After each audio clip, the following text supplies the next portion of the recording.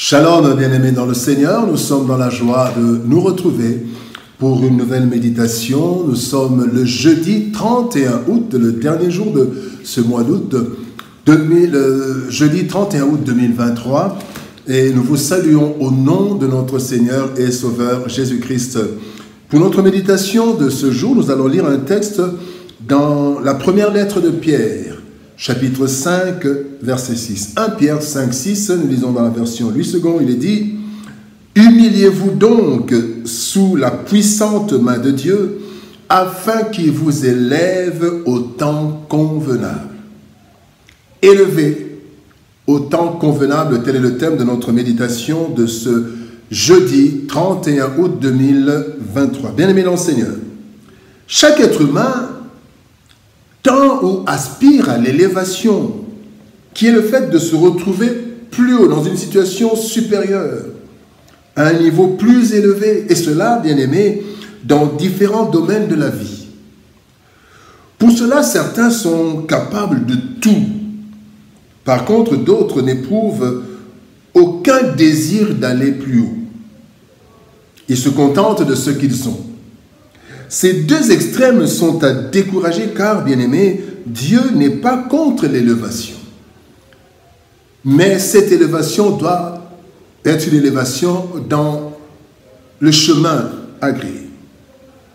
Le texte de ce jour nous invite à méditer sur l'élévation que Dieu aime du reste. Dieu aime et veut l'élévation. Cependant, nous devons bien comprendre l'élévation de Dieu, que Dieu aime. Ainsi que, disons, le sens de cette élévation. Ne pas poursuivre à tout prix l'élévation, car Dieu lui-même s'en charge aux conditions qu'il a posées. Tirons quelques leçons. Première leçon, l'élévation vient de Dieu.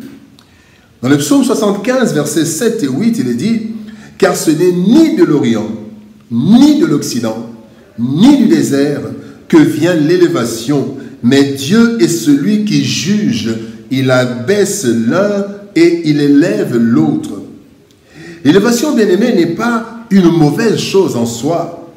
Cependant, il faut connaître le sens, le contenu ainsi que l'origine de la vraie élévation, qui est en fait une bénédiction. En fait, c'est Dieu, bien-aimé. C'est de Dieu que vient l'élévation, et cela sous trois formes. Comment Dieu élève, puisque cela vient de lui? Il y a l'élévation directe par Dieu lui-même. Il choisit qui il veut et il élève de façon souveraine et parfois étonnante. Il y a le cas d'Abraham. Dans Genèse chapitre 12, plutôt, verset 2, il est dit « Je ferai de toi une grande nation et je te bénirai. Je rendrai ton nom grand et tu seras une source de bénédiction. » En fait, c'est une élévation promise à Abraham. La deuxième forme d'élévation, bien-aimé, nous avons l'élévation par personne interposée. Élévation par personne interposée, nous avons en fait, bien-aimé, Dieu qui nous élève, mais qui passe par des personnes, qui passent par certaines personnes pour nous élever. Et là, bien aimé, nous avons le cas, par exemple, dans Genèse, le cas de Joseph. L'élévation par personne interposée, nous avons le cas de Joseph. Joseph qui a été élevé par le Pharaon. Quand nous lisons Genèse chapitre 41, verset 40, il est dit « Je t'établis sur ma maison et tout mon peuple obéira à mes ordres. Le trône seul m'élèvera au-dessus de toi. » En fait, Dieu a élevé Joseph, mais il a utilisé un être humain. Il a utilisé le Pharaon. La troisième forme d'élévation, mais qui vient toujours de Dieu, c'est l'élévation suite aux efforts personnels. Dans 2 Pierre chapitre 1, verset 5, la Bible dit « À cause de cela même, faites tous vos efforts pour joindre à votre foi la vertu, à la vertu, la science, et ça continue. Et celui qui fournit ses efforts, bien-aimé, sera élevé. Dieu l'élève, mais à travers aussi notre effort. Donc cela n'est pas à écarter. Bien-aimé dans le Seigneur, cela n'est pas écarté. Toutes ces formes d'élévation viennent de Dieu. Mais certains utilisent, bien-aimés, des moyens obscurs et leur fin n'est pas intéressante. Selon qu'il est écrit dans Proverbes chapitre 10, verset 22, « C'est la bénédiction de l'Éternel qui enrichit et il ne la fait suivre d'aucun chagrin. » Mais quand ce n'est pas la bénédiction de l'Éternel, quand l'élévation ne vient pas de l'Éternel, la fin sera vraiment lamentable. Deuxième leçon, s'humilier sous sa main. Jacques chapitre 4, verset 10 nous dit « Humiliez-vous devant le Seigneur et il vous élèvera. » L'élévation qui vient de Dieu, bien-aimé, doit nécessairement être précédée de l'humilité. Cette humilité qui peut même aller jusqu'à l'humiliation. S'humilier dont parle le texte suppose un acte ou une attitude délibérée. Nous devons adopter cette attitude d'humilité pour plusieurs raisons, dont, première raison, la reconnaissance de la souveraineté de Dieu. Et je m'humilie. La deuxième chose, la reconnaissance de la grandeur de Dieu. Dieu est souverain, Dieu est grand. Troisième chose, la reconnaissance de notre dépendance totale à Dieu. Et enfin, la reconnaissance de notre incapacité de décision. Nos vies ne nous appartiennent pas. Nous pouvons faire des efforts comme dans Ecclésiaste chapitre 9, verset 11, où on dit que ce ne sont pas les plus agiles qui gagnent les combats. Tout dépend des temps et des circonstances, et les temps et les circonstances dépendent de Dieu. Bien-aimés, nous devons nous humilier en nous confiant à Dieu pour toutes les situations liées à notre humilité, même si, bien-aimés, si les autres en profitent. Oui, nous devons garder l'humilité, nous devons rester dans l'humilité, même s'il y en a qui profitent de notre humilité pour nous asservir et pour nous humilier. Mais nous restons, bien-aimés, humbles. Voilà un exemple merveilleux, c'est celui de Christ. Quand vous lisez Philippiens 2, 8, la Bible dit qu'il s'est humilié jusqu'à la mort de la croix. Il a été élevé. Il a reçu le nom le plus grand. Et le plus grand, au-dessus de toutes les dominations, il est assis à la droite du Père. Quel exemple d'humilité qui a amené à la gloire. Bien-aimés dans le Seigneur.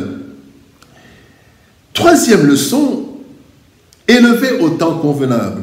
Dans 1 Samuel chapitre 2, verset 7, la Bible dit « L'Éternel appauvrit et il enrichit, il abaisse et il élève. » Dieu est fidèle dans ses principes. La Bible déclare dans Proverbe 18, 12 « Avant la ruine, le cœur de l'homme s'élève, mais l'humilité précède la gloire. » Dieu ne peut se renier, car il n'est pas un homme pour mentir, ni un fils d'homme pour se repentir, selon Nombre chapitre 23, verset 19. Dieu élève ceux qui s'humilient sous sa main puissante. Pourquoi? Parce qu'il est fidèle en sa parole. Jérémie 1, 12. Pourquoi? Parce que Dieu, il a le droit et la capacité d'élever et d'abaisser. Job 23, 13 dit, sa résolution est arrêtée, qui s'y opposera? Dieu nous élève, il élève en son temps. Pourquoi? Parce qu'il honore ceux qu'il honore, comme il est dit dans 1 Samuel chapitre 2, verset 30. Bien-aimé dans le Seigneur. Dieu élève, mais il le fait en son temps. Ce qui est le temps favorable. Il le fait en son temps, car, bien-aimé, auparavant, il doit nous tester, il doit nous préparer, et il ne veut pas partager sa gloire. Il veut que nous ayons son élévation en temps convenable. Bien-aimé dans le Seigneur. Il est écrit, il y a un temps pour toutes choses. Ecclésiaste 3, 1. Cela est le cas même pour l'élévation. Dieu élève en son temps tous ceux qui s'humilient sous sa main puissante. L'élévation de Dieu peut sembler traîner, mais Dieu travaille en nous et autour de nous pour que nous soyons dignes, ou plutôt prêts pour une élévation qui n'attirera pas des dégâts ou un malheur sur nous.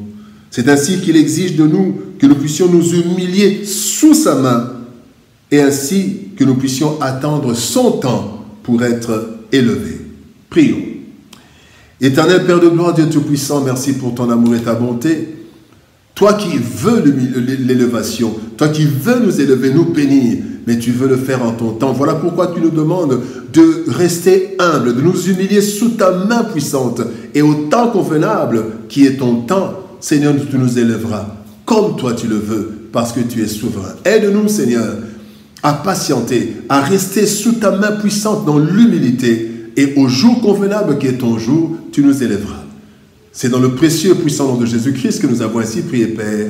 Amen. Bien-aimés dans le Seigneur, que Dieu nous bénisse. Shalom, au revoir et par la grâce de Dieu, nous nous retrouvons demain pour une nouvelle méditation. Shalom.